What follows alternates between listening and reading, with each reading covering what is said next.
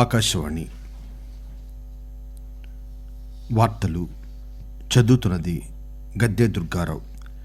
భారత అంతరిక్ష పరిశోధన సంస్థ ఇస్రో ఈరోజు భూ పరిశీలన ఉపగ్రహం PSLV-C-49 రాకెట్ను నింగిలోకి ప్రయోగించింది.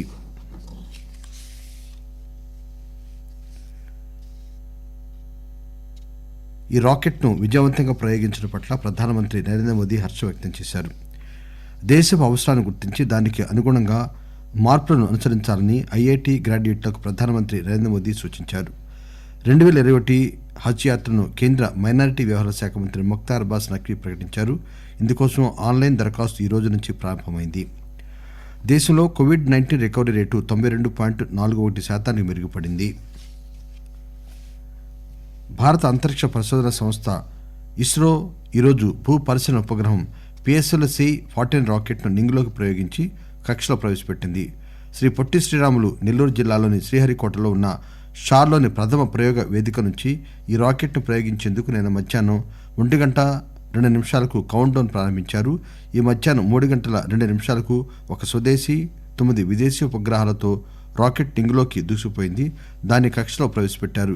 ఈ సందర్భంగా ఇస్రో అధిపతి కె శివన్ శాస్త్రవేత్తలకు, ఇంజనీర్లకు, సాంకేతిక నిపుణులకు శుభాకాంక్షలు తెలిపారు.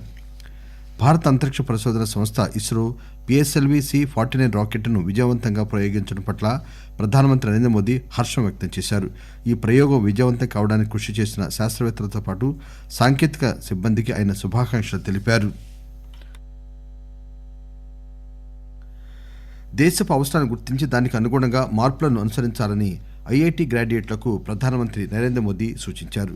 ఢిల్లీ IIT 50వ స్నాతకోత్సవంలో ఈరోజు ఆయన వర్చువల్ గా మాట్లాడుతూ ఆత్మ నిర్భర్ భారత్ కు అనుగుణంగా సామాన్యుడి ఆశలను గుర్తించాలని అన్నారు. ఆత్మ నిర్భర్ భారత్ యువతకు, సాంకేతికవేత్తలకు, సాంకేతిక ఆధారిత ఔత్సాహిక పారిశ్రామికవేత్తలకు అవకాశాలు కల్పిస్తుందని చెప్పారు. తమ నూతన ఆవిష్కరణలను మార్కెట్లకు చేర్చేందుకు సాంకేతికవేత్తలకు స్వేచ్ఛతో కూడిన వాతావరణం ఉందని ప్రధానమంత్రి అన్నారు.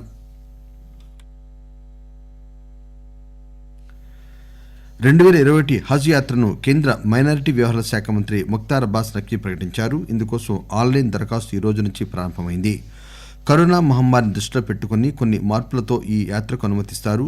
ముంబైలో ఈరోజు హజ్ హౌస్ లో 2021 హజ్ ను ప్రకటిస్తూ నఖ్వీ కోవిడ్ మహమ్మారి మార్గదర్శకాలను జాతీయ, అంతర్జాతీయ స్థాయిలో తూచా తప్పక పాటించాలని అన్నారు. డిసెంబర్ 10వ తేదీ లోపు ఈ యాత్రకు దరఖాస్తు చేసుకోవాలి. హజ్ కు వెళ్లగోరే వారు ఆన్లైన్లో గానీ, హజ్ మొబైల్ యాప్ ద్వారా గానీ, టెలిఫోన్ నెంబర్ ద్వారా గానీ దరఖాస్తు చేసుకోవచ్చు. వచ్చే సంవత్సరం జూన్, జూలైలో హజ్ జరుగుతుంది. మన దేశాన్ని ప్రాణాలకు ఒడ్డి కాపాడే వీర సైనికుల సంక్షేమం కోసం 5 ఏళ్ల క్రితం చరిత్రాత్మక నిర్ణయం తీసుకుందని ప్రధానమంత్రి నరేంద్ర మోదీ అన్నారు.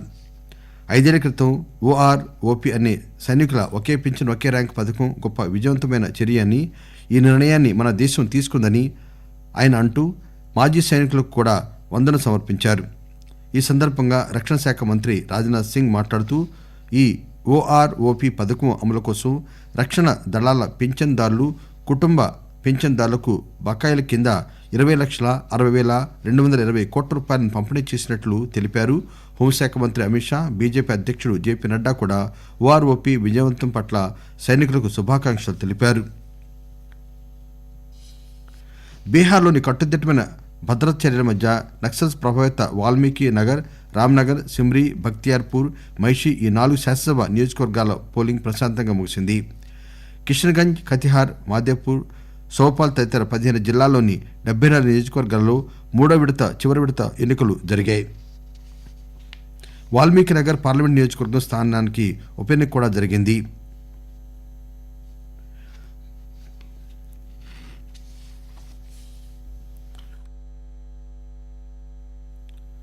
ఆకాశవాణి వార్తలు వింటున్నారు.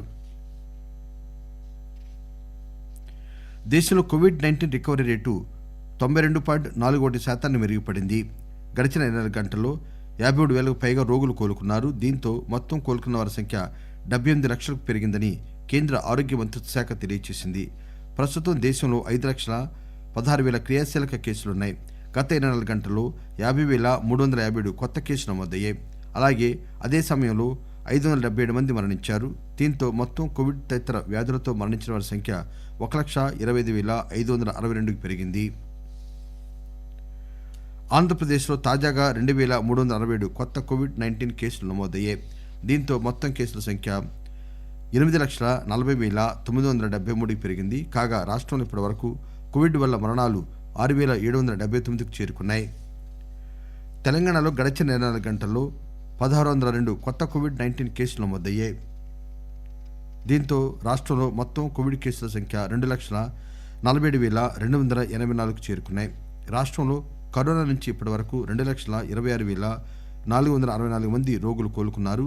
మరోవైపు గడిచిన 24 గంటల్లో కోవిడ్ సంబంధిత వ్యాధులతో 4 మరణించడంతో మొత్తం మరణాల సంఖ్య 1,366కు పెరిగిందని రాష్ట్ర వైద్యారోగ్య శాఖ ఈరోజు విడుదల చేసిన బులెటిన్లో తెలియజేసింది.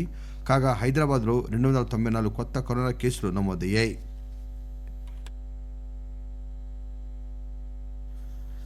కేంద్ర ఆరోగ్య మంత్రిత్వ శాఖ నెలకొల్పిన జాతీయ టెలిమెడిసిన్ సర్వీసెస్ ఈ సంజీవని ద్వారా ఈ రోజుతో 7 లక్షల సంప్రదింపులు పూర్తయ్యాయి.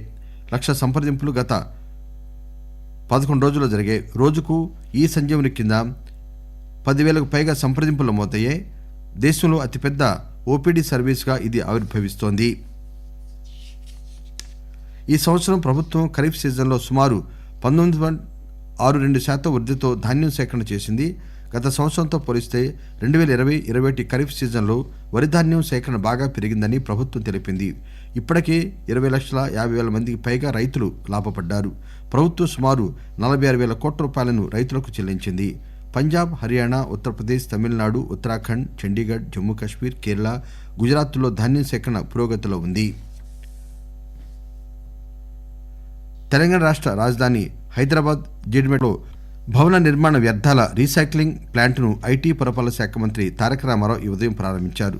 ఈ సందర్భంగా మంత్రి మాట్లాడుతూ రాష్ట్ర సమగ్ర వ్యర్థ పదార్థాల నిర్వహణ విధానాన్ని త్వరలో తీసుకురానున్నట్టు చెప్పారు.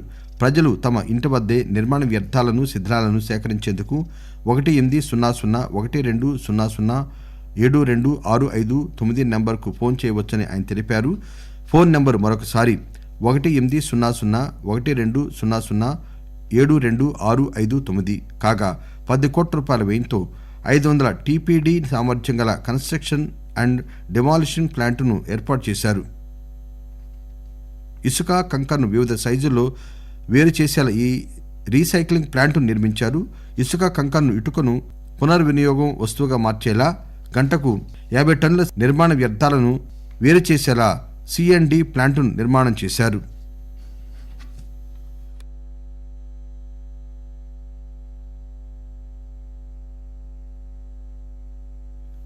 కొన్ని ఫ్యాక్ట్ చెక్ ప్రత్యేక వార్తలు. కరోనా ప్రజలకు పలు చిక్కులు తెచ్చిపెడుతోంది. అవటానికి ఇది వైరల్ ఇన్ఫెక్షన్ అయినా జీవ ప్రక్రియను సైతం దెబ్బతీస్తోంది. రోగ నిరోధక వ్యవస్థను అస్తవ్యస్తం చేస్తూ, రక్తాన్ని చిక్కబరుస్తూ, వాపు ప్రక్రియను ప్రేరేపిస్తూ ఉక్కిరిబిక్కిరి చేస్తోంది. ఉధృత దశలో ఇబ్బంది పెట్టడమే కాదు, పూర్తిగా నయమైన తర్వాత కూడా సుదీర్ఘంగా వెంటాడుతోంది. కోవిడ్ బారిన పడి ఆసుపత్రి నుంచి డిశ్చార్జ్ అయిన సగానికి పైగా మంది 2-3 నెలలు దాటినా ఆయాసం, నిస్సత్తువ, ఆందోళన, కుంగుబాటు వంటి సమస్యలతో బాధపడుతూ ఉండటమే దీనికి నిదర్శనం. సాధారణంగా కోవిడ్ లక్షణాలు 2 వారాల్లో పూర్తిగా తగ్గిపోతాయి. కొందరికి మరో వారం వరకు కొనసాగవచ్చు. అంటే గరిష్టంగా 21 రోజుల్లో లక్షణాలన్నీ తగ్గిపోవాలి. కానీ కొద్దిమందికి దగ్గుతో పాటు తలనొప్పి, ఆయాసం, ఒళ్ళు నొప్పులు, నీళ్ల విరేచనాలు వంటి లక్షణాలు విడవకుండా కొనసాగుతూ వస్తున్నాయి. కొందరిలో ఇవి 90 రోజుల వరకు కొనసాగుతుండడం గమనార్హం. ఇలాంటి ఇబ్బందులు అన్నిసార్లు ఒకేలా ఉండడం లేదు, వస్తూ పోతూ ఉన్నాయి. ముఖ్యాంశాలు మరొకసారి. భారత అంతరిక్ష పరిశోధన సంస్థ ఇస్రో ఈరోజు భూ పరిశీలన ఉపగ్రహం PSLV-C-49 రాకెట్ను నింగిలోకి ప్రయోగించి కక్షలో ప్రవేశపెట్టింది. ఈ రాకెట్ను విజయవంతంగా ప్రయోగించడం పట్ల ప్రధానమంత్రి నరేంద్ర మోదీ హర్షం వ్యక్తం చేశారు. దేశపు అవసరాలను గుర్తించి దానికి అనుగుణంగా మార్పులను అనుసరించాలని IIT గ్రాడ్యుయేట్లకు ప్రధానమంత్రి నరేంద్ర మోదీ సూచించారు. దేశంలో కోవిడ్-19 రికవరీ రేటు 92.41% మెరుగుపడింది. ఆకాశవాణి వార్తలు ఇంతటితో సమాప్తం.